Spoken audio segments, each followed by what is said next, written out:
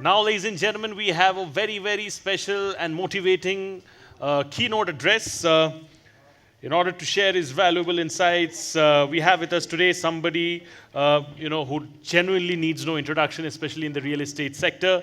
Ladies and gentlemen, I'm talking about the OG real estate mogul of India. Through his exceptional leadership, he continues to inspire a new generation of professionals and entrepreneurs with a legacy across multiple generations.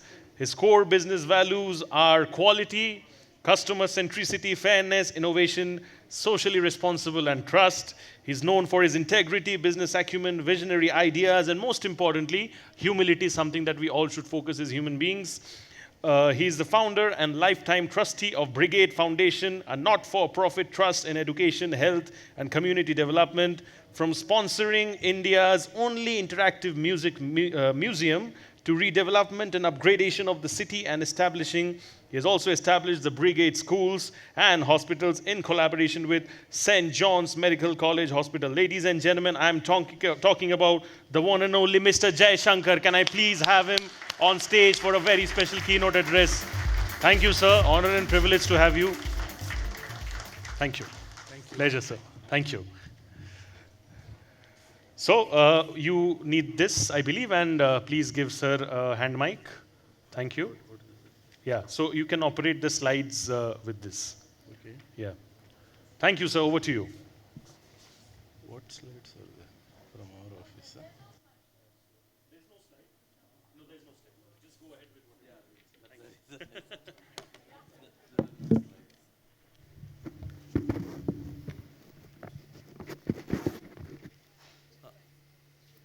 Good evening, namaskara to all of you.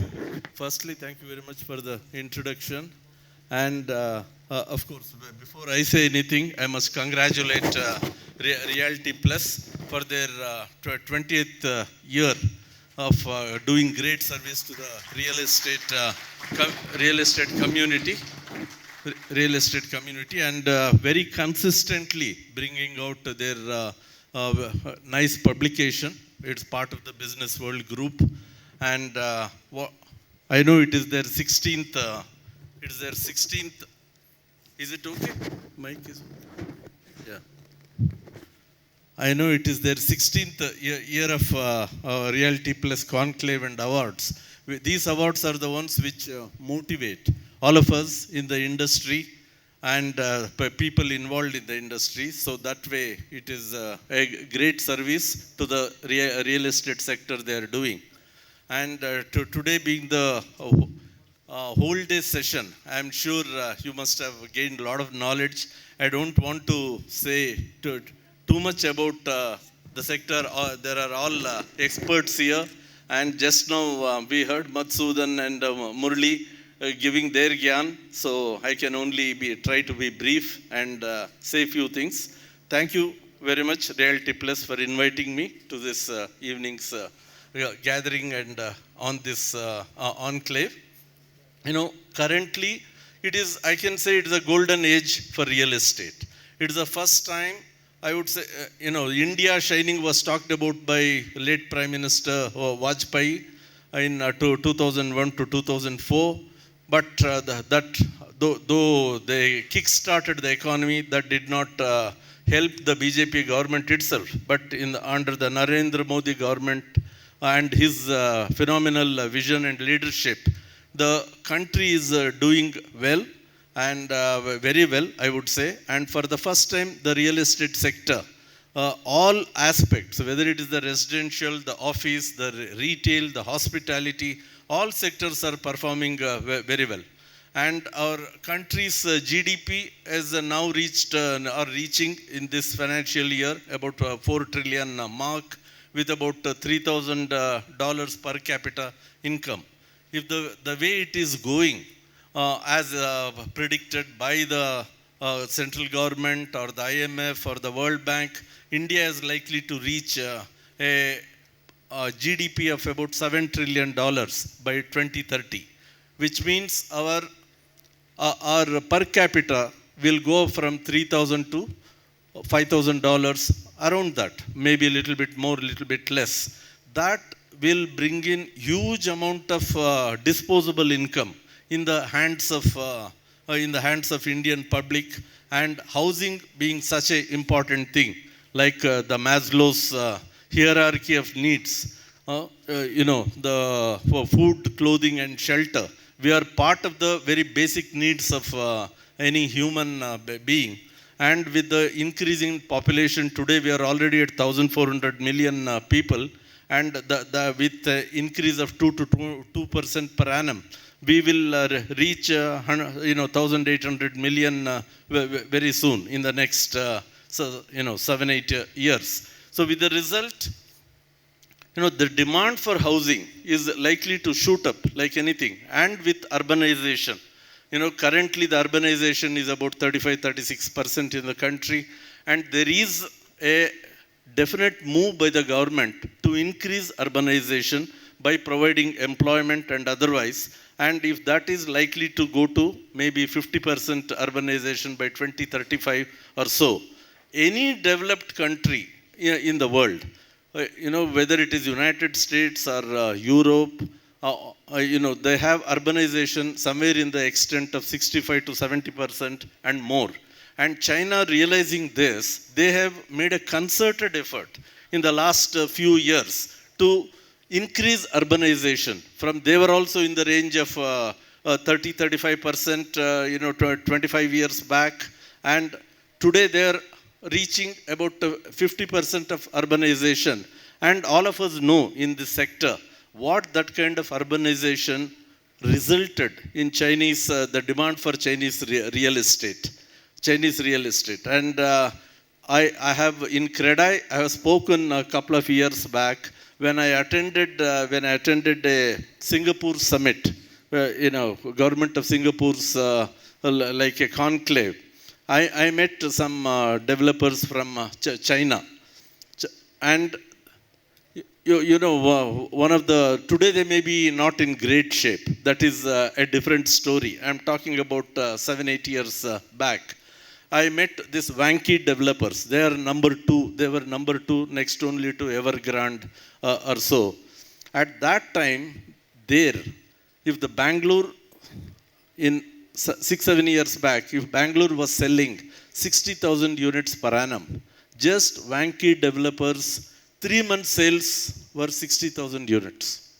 The whole of, we must be having 400 developers in the city of Bangalore.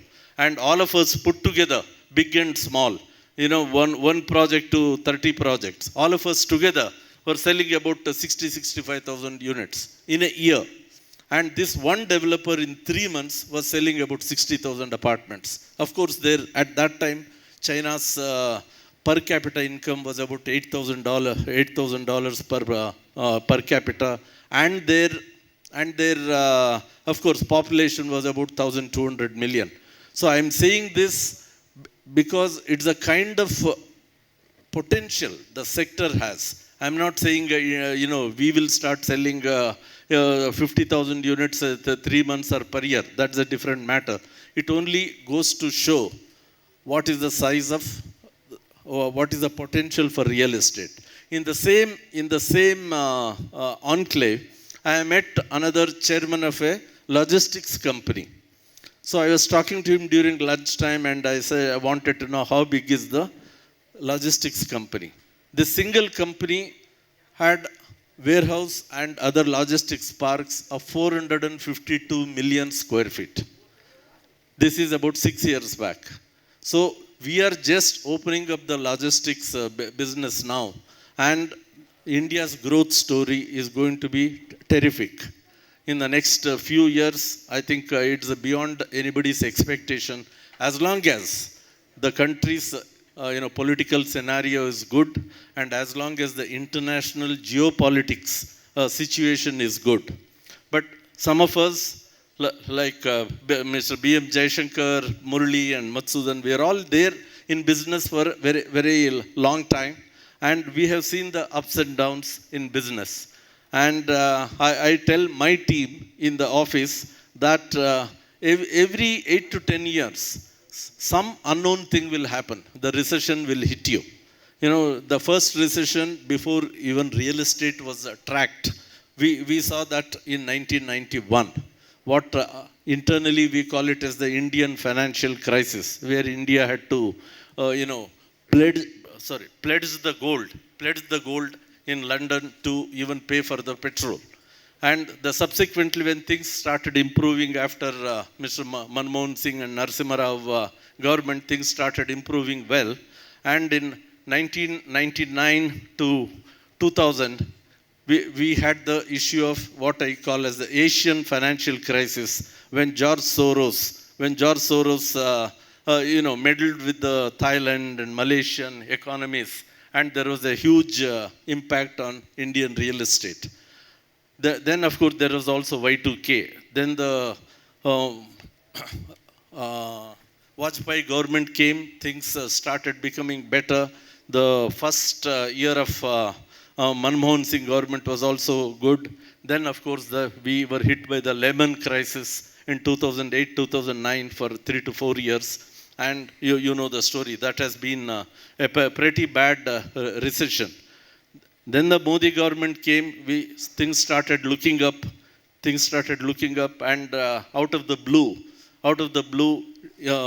Indian rupee was demonetized in November. We are in the same month, 8 years back in 2016. And in 2017, RERA and GST were introduced. Though both of the, statutory changes were, per se, they were good. But the immediate impact on the real estate was pretty bad. I'm sure all of us agree with that. And subsequently, when things started again improving in 2019, again, once in a century kind of thing, we were hit by COVID. 2020 and 2021. And in 22 and 23, much against anybody's guess, many sectors, whether it is real estate, whether it is hospitality, or the demand for automobiles, have all gone up much beyond anybody's expectation. That is all I can see. If as a real estate developer, if I say it is, I expected this to happen, it is certainly not true. So what has happened today is beyond our expectation. So it is good. We are all beneficiaries of that, and let us be happy about it. And we can only hope this good period will last long. And but we never know what happens. There is the Russia-Ukraine war. There is the Palestine-Israel war, and there is a change of president of the most important country in the world, most powerful country in the world, in United States. We don't know what the international politics will have, what kind of impact it will have from January 2025 onwards. But let us be focused on our customer. Customer is the one who will really keep us safe. And as long as we are customer centric and ensure that our product is good and we do business ethically, by and large, there will always be road humps, hiccups, but one can be resilient and try to be in this line for long. Having said that, I only want, while I am an optimistic person, I can only suggest let us be cautiously optimistic, while, we have seen over leverage, over borrowing is certainly not in the best interest of any business. Let us borrow, let us do business to the extent of our ability, to absorb shocks. So all of us have shock absorbers. Some have bigger shock absorbers. Some have smaller shock absorber. It is important to we are the people who can realize what kind of a shock absorber we have. So individually, people need to know what is the level of risk anybody can take and what is the extent of shock they can absorb if markets turn negative. So, and today the NBFC finance is not easily available. In some, I would say, to some extent, it is good. Otherwise, NBFCs have induced many developers and land aggregators to, take on borrow more money, and and in terms of distress, and they really go against you in a very big way. And in my opinion, no business can afford in the current scenario interest rates of 18% or 20%, which or 16%, which many NBFCs demand. So that way, one has to be cautiously optimistic. And while all of us who have succeeded in business, I can only say we should also time for us to think of giving back to the society in whatever way we can. That is an important thing. And we are in the business of providing shelter. While we do provide shelter for the well-to-do and high-income groups, it is also important that we look at the economically weaker section housing and that of the needy in different aspects. We can try and help. I think these are the few things I wanted to say, and I thank you once again, and I thank Reality Plus for giving me this opportunity to express a few words of mine. Thank you. Few thoughts. Please give him a big round of applause, ladies and gentlemen, and I'll request sir to please wait.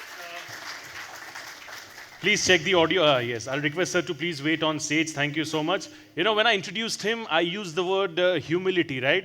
And how wonderful it is that he spoke about giving it back to the society. Everything is interrelated. Please give it back. Thank you so much. And we'll not let him go like this. We have a special AV to be played. So can I please request the AV to be played over here, please? Ladies and gentlemen, we proudly present the 16th Realty Plus Conclave and Excellence Award 2024 South, celebrating a visionary entrepreneur and philanthropist whose integrity, innovation and humility have set new benchmarks. With core values of quality, customer centricity, fairness, innovation, social responsibility and trust, it is our honor to present the Visionary Entrepreneur and Philanthropist of the Year Award to M.R. Jaishankar, Executive Chairman, Brigade Group. Thank you so much. To do the honors, I'll request Anand Maligavad, who's a lake conservationist and lakeman of India, alongside Sapna Srivastav, editor of Reality Plus, and Tripti Kedia, publisher and business head of Reality Plus, to give sir the token of appreciation. And one humble request. This is truly, truly special. Can I please request all of you to give a standing ovation to sir? That is a humble request from my end. Thank you so much. This is it. The man, the legacy, the one and only Jaishankar sir.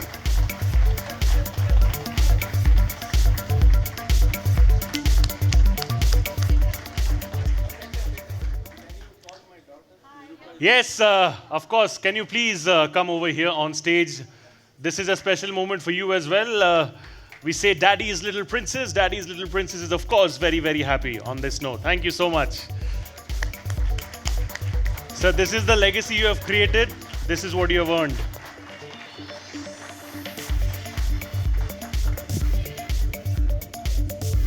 Can I please request you to say a few words, sir? Is it? I know you have said a lot, but we want you to say a few more, because we can keep hearing you on and on. So that's our selfish nature. I can only say thank you very much for this recognition. It's something I did not expect, and I really cherish this. And as I said earlier, awards like this will only make all of us more motivated to do whatever we are doing, and to whichever extent we can. Thank you once again. Thank you. And all the best to Reality Plus for the next 5 years, 2025, 2030, you'll be celebrating the Silver Jubilee, and 1 year later. Thank you. How nice. Thank you so much, sir. Thank you so much.